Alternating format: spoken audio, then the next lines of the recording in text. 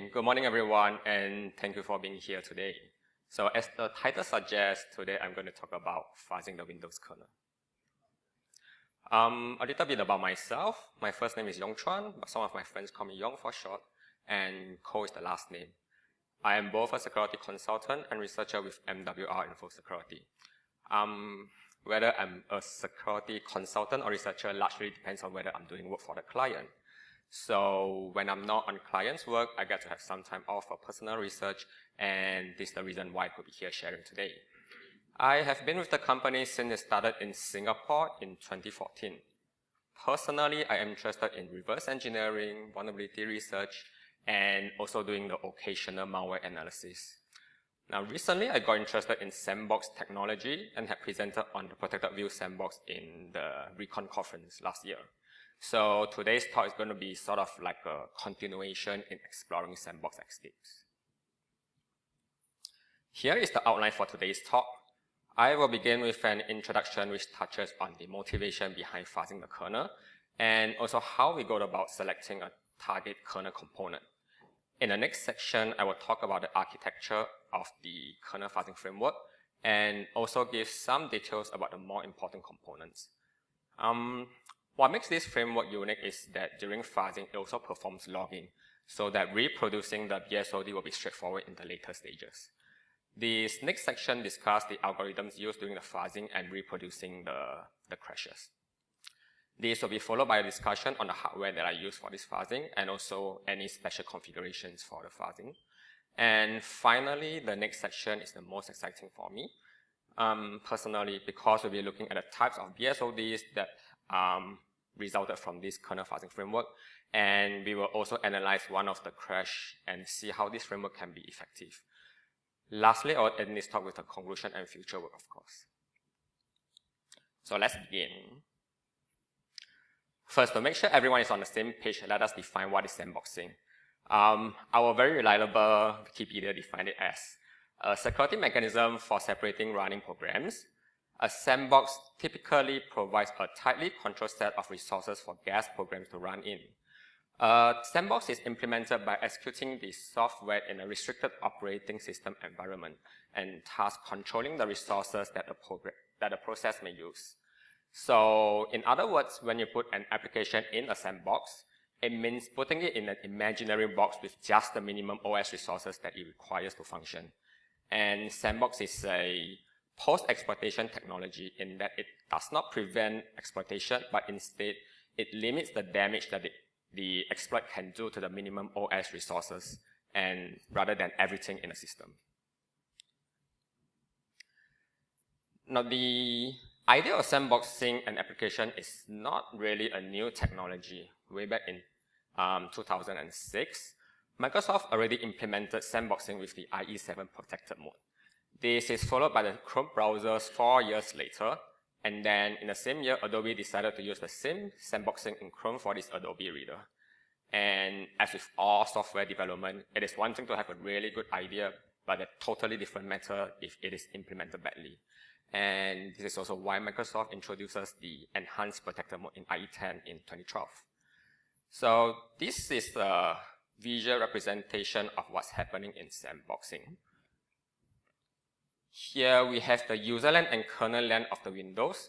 Then we have the OS resources in the left side, on the left, represented by the registries, directories, files, and other running process. In actual fact, it is quite impossible to simply put an application in a sandbox directly, restrict access to all OS resources, and still expect it to function as before. Therefore, there is always a higher privileged broker process that the sandbox can talk to. The broker process sort of acts like a gatekeeper to the sandbox request and maintains the sandbox boundary. For example, if the sandbox is compromised and wants to drop another binary to the startup directory, the broker would prevent that by redirecting it to the sandbox path. Among some of the functionalities that are expected to be unaffected in sandbox are those that are visual related. For example, in browsers, the user might expect to view the web pages in the same font both before and after sandboxing. And because font parsing are performed in the kernel, the sandbox will need to talk to the kernel as well. So far, it becomes clear that there are two ways to escape from sandbox. The first way is through the broker IPC, whereby an attacker can find a memory corruption vulnerability when the broker passes the IPC request to run code in the higher privilege broker, or they can find some logic error to trick the broker to perform some restricted interactions with the OS. The second way is to target the kernel directly, because if you can run arbitrary code in the kernel, you can practically interact with all the other OS resources as well. So as I mentioned, the idea of sandboxing is not new, and after multiple iterations of, after multiple iterations of code reviews, the respective vendors are able to improve the quality of their sandboxing code. But the part they are not really in control of is code in the kernel. Right. So how easy or difficult is it to break out of sandboxing through the kernel? Well, here, these figures from the Pontoon competition over the last 4 years, from 1 in 2013 to 6 this year, shows that contestants are increasingly preferring to elevate their privileges through kernel. Also, on a year-to-year comparison, this chart from ESAT shows there is almost a 4 times increase in kernel vulnerabilities from 2014 to 2015. So this kind of suggests two things. First, the kernel is getting a lot of attention from the security community as sandboxes matures over the years. And secondly, there are a lot of vulnerabilities in the kernel. So at this stage, I assume that everyone is convinced that the kernel is an easier target. But with over 600 drivers by default, the kernel is pretty huge. So which component of the kernel is a good target? First and foremost, since you want to break out the sandbox, logically, the component should be loaded and reachable from the sandbox by default. And second, to increase the possibilities of finding lots of vulnerabilities, the code base should be relatively large and complicated. And sometimes researchers just like to use their instinct, like what Katie said this morning, we're all superpowers. With this in mind, the Win32k driver seems to be a good starting point. For one, it is huge. At about 3 megabytes, it is one of the largest driver binary in Windows. And when you disassemble it in IDA, and you see code blocks as small as an army of ants, like what you see on the right, then it definitely is complicated enough. And finally, the fact that Win32k gets patched almost every month should convince you that vulnerabilities are constantly being discovered. There's a few more reasons in this post by Thomas on why Win32k is inherently an insecure driver, and I shall not repeat here, but it is very interesting and I encourage you to have a look. So what exactly is the Win32 driver used for? What role does it play in the Windows? This slide from Dave's presentation gives a very good summary. It is actually the graphical user interface infrastructure of Windows and supports the Windows Manager for the creation and manipulation of desktop, menus, cursors, and so on. It also supports the graphic device interface to output graphics and formatted text to display monitors, printers, and other devices. And finally, it also acts as a proxy interface to the DXG driver for DirectX drawing. From the user LAN, these functionalities are supported and wrapped by library calls exported in the user32, IMM32, GDI32, and also the MS image 32 DLLs. Now, in the game of fuzzing, sometimes it is a matter of fuzzing harder and smarter. This kernel fuzzing framework that will be presented addresses both and is easily scalable if you have the resources, and also the variety of BSODs that you can discover. Another important aspect of fuzzing, but not always mentioned and emphasized, is how to reproduce the crash. Relatively speaking, it is quite easy to cause a crash, but to reproduce a minimized POC and to conduct further root cause analysis is the next step. This framework performs logging and captures enough information to address this. So there is actually an interesting story behind this research. Internally at MWR, a few of us saw a presentation by Niels on kernel fuzzing and got really interested. So we decided to implement our own versions of it, and as we have different ideas on how best to implement certain components, this eventually led to the presentation that James and Jordi did at DEF CON earlier this month, and also this presentation today. And at the end of the day, we realized that different fuzzing implementations would produce different vulnerabilities, as we find out. The last aim for this research is just for me to learn more about kernel security. So moving on in this section, I will talk about the framework architecture and some of the important components. The kernel fuzzing framework runs in two modes, the fast mode and the repro-min mode.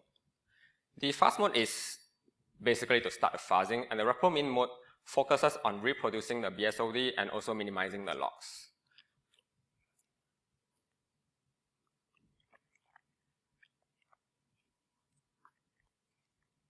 The catalog contains a collection of both system calls and library calls definitions, or prototypes as some people prefer to call it. The fast values are random values that are used as the system and library calls arguments. And in this architecture, we treat handler as a special case of arguments because they have to be fed back into subsequent fuzzing loops. For each loop, a system or library call is randomly selected, and together with the generated arguments, a test case is produced. This test case is now in a ready state to be logged, executed, and interact with the kernel. If the test case returns a handler, it is stored in the handler database and then reused whenever necessary. If it causes a BSOD, then the logs and crash dump will be stored in the respective databases. Offline, the crash dumps will be sorted according to the WinDBG information. So after a BSOD is detected, the framework then goes into the repro-min mode to first try to reproduce the BSOD. This is done by executing the library and system call with the corresponding argument values that are captured in the logs. In this mode, the fast values component and dump database effectively becomes redundant. Another difference is that in addition to storing and providing, the database now also has to map the handlers from the values logged previously to the current mode. So this to ensure that the same type of handlers are used even though the values might be different because they are after all references to the kernel objects. Finally, this mode also minimizes the logs by looping the whole sequence of actions and filtering out blocks of system or library calls. Everything in this framework is implemented in Python because that's what I'm most comfortable with. And so for C compatibility, especially for the library calls, the C types module is used extensively. Obviously, this is a personal choice, and the downside for choosing Python is that each and every call, prototype, and structure has to be defined individually. And this is very tedious if you want a high-quality set of catalog. Alternatively, you can choose to develop it in C for maybe better fuzzing performance and also save some time in prototype definitions. The catalog component is the most important in the framework because it determines how the kernel is to be fuzzed. In our case, we will populate the catalog with the library calls exported from user32, IMM32, GDI32, and MS image32 DLLs, and also system calls leading into Win32K. By populating this with calls exposed by other drivers, we can also easily target another kernel component. The kernel is the most tedious to develop if we are aiming for high fuzzing code coverage. In other words, to cover a wide breadth of coverage, ideally all the system and library calls should be implemented, and to cover a deep coverage, most of the calls should be executed successfully so that the sequence of calls are being fuzzed rather than the values of the arguments. So this is in contrast to finding overflow bugs previously. So by defining each library or system call, what we really mean is to specify the number of arguments it takes, the data type for each argument, and also any conditions or restrictions for each of the arguments. And we may also want to specify the return values in particular whether it returns a handler or object pointer, etc. In addition, the framework has its own set of syntax to log the arguments information during fuzzing, so that the system and library calls can be executed with the exact arguments in the repromin mode. The main sources for defining the library calls come from MSDN and the header files, which is not really a big surprise. But most of the system calls are undocumented, and in this case, the React OS is really a good source for this. And from this project, I really appreciate the efforts from these guys. If all things fail, then utilizing your Google form might get you some useful information. Otherwise, you just have to reverse engineer the binary.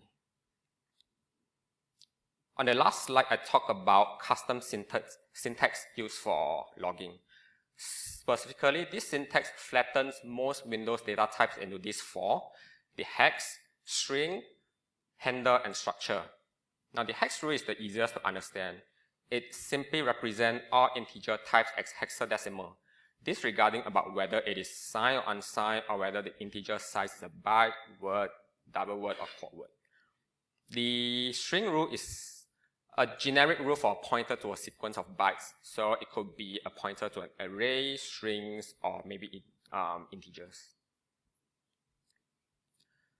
So we need to differentiate handler values from integer values, because handlers are special references to kernel objects from the userland.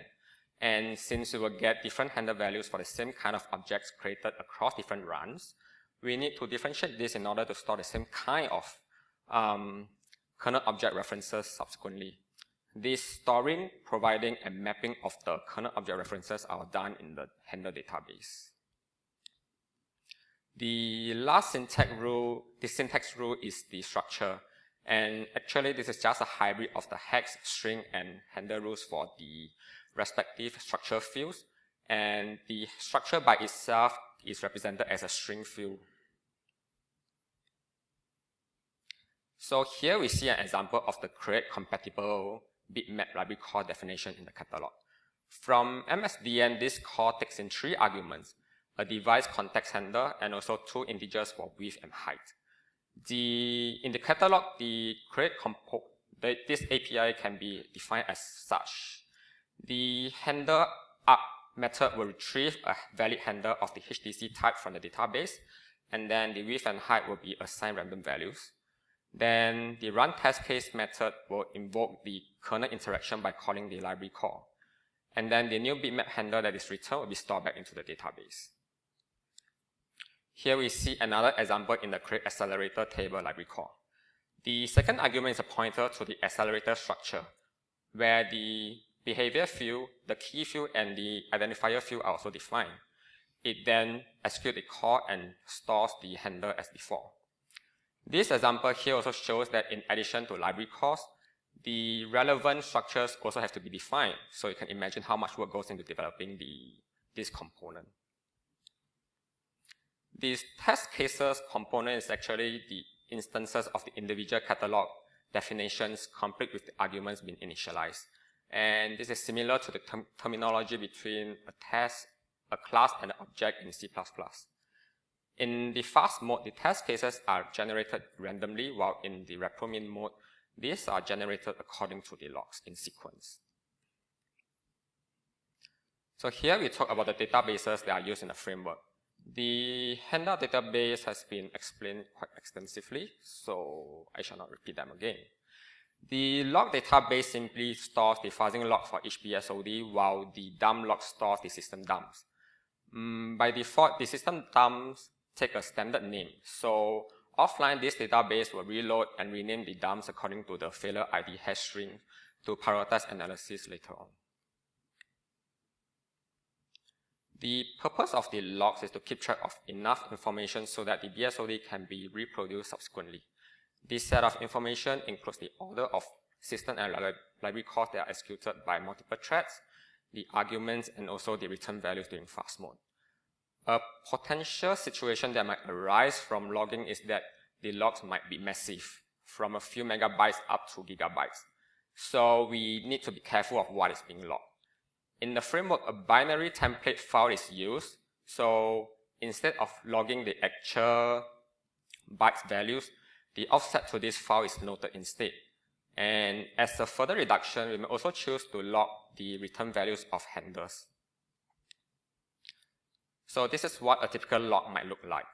The yellow shows the thread name, and in this case, the test cases are run by the same thread.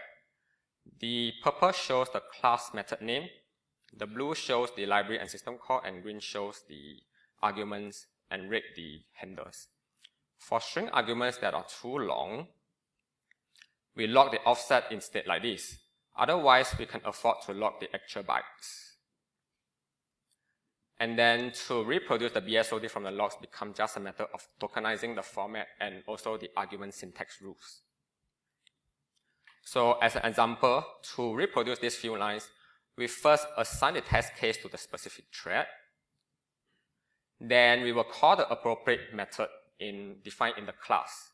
This is typically the run test case method where the library call will be called, or this could be the user mode callback where we would then have to hook and unhook the corresponding dispatch table entry in user 32. Then we will retrieve the ntgdix create pen definition from the catalog and set the arguments accordingly. So in this case, it's quite straightforward for string and hex arguments. And since this test case creates a new handler, we need to store this object reference in the database and at the same time map all 1B00016 references in a fast mode to AABBCCDD during repromin, as you can see here. So in this section, I will talk about the algorithms used for both the fast and repromin modes. By now, it should be quite clear how each of the modes work, so this will be a very short section. In the fast mode, we take the idea from the Trinity Linux system called Fuzzer to first run all test cases that create new handlers, and then we try to populate the handler database first. This is to ensure that subsequent test case with handler arguments would be called successfully, and in this sense, it would trigger a BSOD faster. Otherwise, the catalog selection can be random, and then the arguments are generated from the fast values, the test cases log and executed, and this will go on until we cause a BSOD. In the repromin mode, the aim is to reproduce the BSOD and minimize the logs by removing certain test cases and check if the BSOD still happens. But as the logs could contain anywhere from 15,000 to 250,000 or more lines, we will need a systematic way of removing the test case. So here in step 1, we differentiate between cases where handlers are created from those that do not. And on those that do not, we remove certain blocks of test cases from this fuzzing group test cases, as we call it, in sliding blocks of n over m. In step 3, from the setup group of test cases, we also remove those that produces handlers that are unreferenced as a result of the block removal. Then we can run the remaining test cases, and if it still triggers the BSOD, we can determine that the removed block is not relevant. And we will repeat this until the block size of n over m goes to 1. In this section, I will talk about the hardware specifications that are used for this kernel fuzzing framework, the guest configurations, and also suggestions to scale up the fuzzing.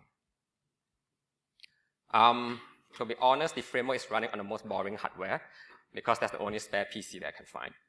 It has a quad-core processor, 16 GB of RAM, and runs only 4 VM workstation guest images.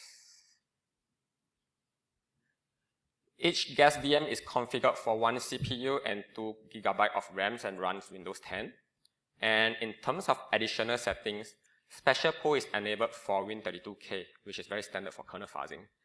And to save space, I use the small memory dump and also configure a map drive on a host to store the mini dumps and logs. And finally, I set the boot status policy to restart the guest automatically. So this comes in useful, especially during the repromin mode where BSOD reboots are very frequent. in a way, fuzzing is a competition where the person with the more resources wins, most of the times at least. In this sense, the guest VM is designed to be as self-contained as possible, so that scaling up the fuzzing will simply mean spinning more VMs, either in the cloud or with more hardware, which is generally more expensive in the short term. So if you were to scale up, then it makes a lot more sense to also implement a server-client model to store the memory dumps and logs centrally. And finally, in this section, we will see if this kernel fuzzing framework really works, and also walk through the analysis for one of the BSOD as a case study for the kind of bugs that can be found. So here are the results.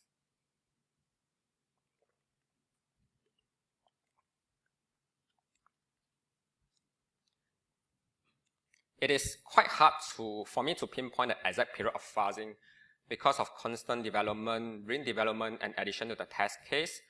And yeah, so sometimes I just start off with one VM to test the code, and then I just didn't spin up more VMs. But very roughly, over these 8 weeks, I got 10 BSOD from my basic hardware setup. And of these, 3 are used after free, 1 invalid read, 4 null dereference, and 2 miscellaneous. And I remember that my first BSOD comes from one of these 4 null dereference after implementing only a subset of the library calls. So to me, it's quite encouraging. So here we look at a case study. I have chosen this one for a reason that is use after free, which seems to be the trend now. Basically, all the bugs are use after freeze. To begin, this use after free is happening in the device log BLT object destructor. And specifically, it is reading from a free pool of B853 AD88 address. We will encounter this value again over the next few slides, so we'll just note the address from now. From the stack trace, we know that it's due to the userland request to transfer colors between 2 device contexts in bit blocks. The MSDN reference for this library call is shown on the lower right. And at this point, we note that a destination device context handler, a source device context handler, and a bitmap handler are to be used as the arguments. As I was preparing the slides for this presentation, I found that this BSOD was patched in MS1662. And from the patch bulletin, it should be a bug collision with one of these 4 Win32K related CVEs. It is a shame, but this kind of things do happen. And in a way, it is good because I can now share details about this bug. With the framework, I can reproduce this crash and reduce the logs from about 15,000 lines down to just 9. And these are the binary versions that the next few slides of analysis are built on. Basically, this is just the Windows 10 version as per January this year. So these are the final 9 lines of minimized logs to trigger the use after free. The handler arguments for destination device context, the source device context, and the bitmap color mask are created in such a manner, shown in green, blue, and red respectively. The log shows quite clearly the importance of creating and keeping the database of handlers so that they can be used in such a fuzzy manner. So for example, the source HDC is taken from a new compatible device context and is also involved in the bitmap selection. This is the actual BSOD code block where the free pool from the device log BLT object offset 1C is being dereferenced. And since this is a use after free, we are mostly concerned with a few questions. Firstly, we are concerned with the lifespan of this object, where it is being instantiated, how it is being initialized, and how the free pool is being related to the object, and where the pool is being free. So to answer these questions brings us to the caller function shown by the function on the right. The bottom left is an enlargement of the code block that calls the device log BLT object destructor. In the caller function, the device log BLT object is referenced only in one other code block near the beginning of the block of the function here. And in the caller function, we can make a few observations about device log BLT object. First, it is a local variable, and therefore we will not expect any calls to allocate memory for the object. And second, besides the destructor, it is used only in one other location, which is a call to device log BLT object blog method. So this means that besides locking the object, the function must have been involved in the initialization as well.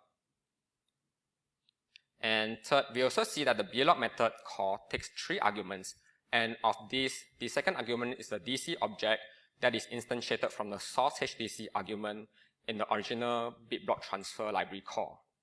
So now let's take a look at what's happening inside the blog method. So here we see that the blog subroutine is another complicated looking function.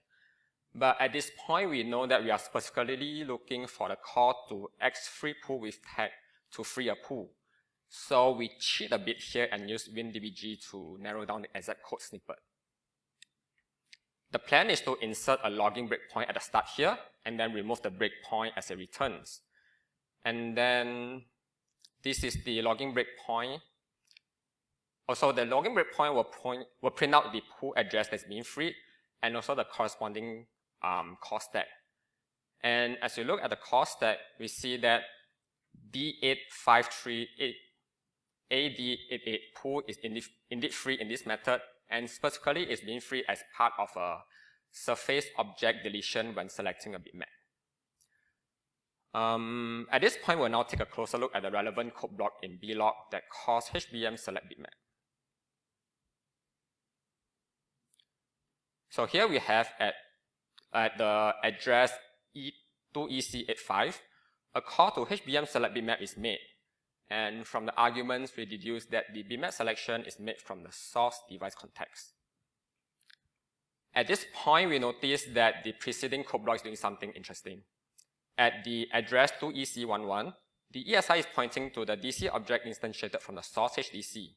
And further down at address 2EC19, the pool pointer is read from this DC object at offset 1C, and then copied to device log BLT object plus 1C. So this pointer happened to be our pool that's being freed in HBC select bitmap. And if you go back to a few slides earlier, in the destructor, the device log BLT object plus 1C is also where we read and dereference a free pool from. So to summarize the costs for the use of the free BSOD, the DC object is first instantiated from the source HDC argument passed into the PLG BLT library call.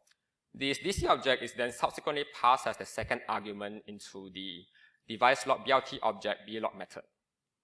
In this blog method, as part of the object initialization, the pool pointer from the DC object plus 1FC is copied to device log BLT object plus 1C.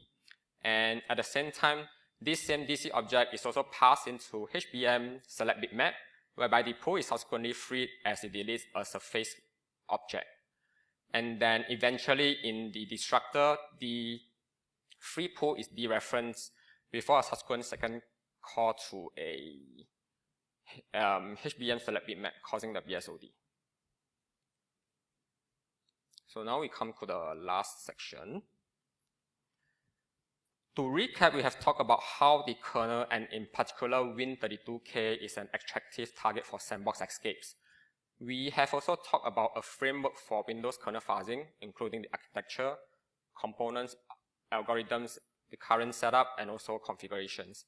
The results from the roughly 8 weeks of fuzzing is shown, and we've also analyzed one of these use of the free BSOD. So for future work, I would suggest changing the framework to a server-client mode, a server-client model if I get more fuzzing resources. And I may also want to expand the catalog with system calls that have user mode callbacks. But on second thought, this may not really be a priority because Win32k may not be attractive for sandbox escape for long. At the moment, Chrome has already disabled Win32k by disallowing switching to the UI threads, and it seems like the Edge may whitelist a subset of Win32k system calls soon.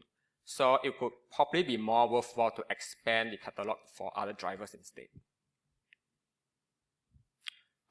So finally, I'd like to thank Niels for his invaluable inputs, and also James and Georgie for the friendly competition for this project.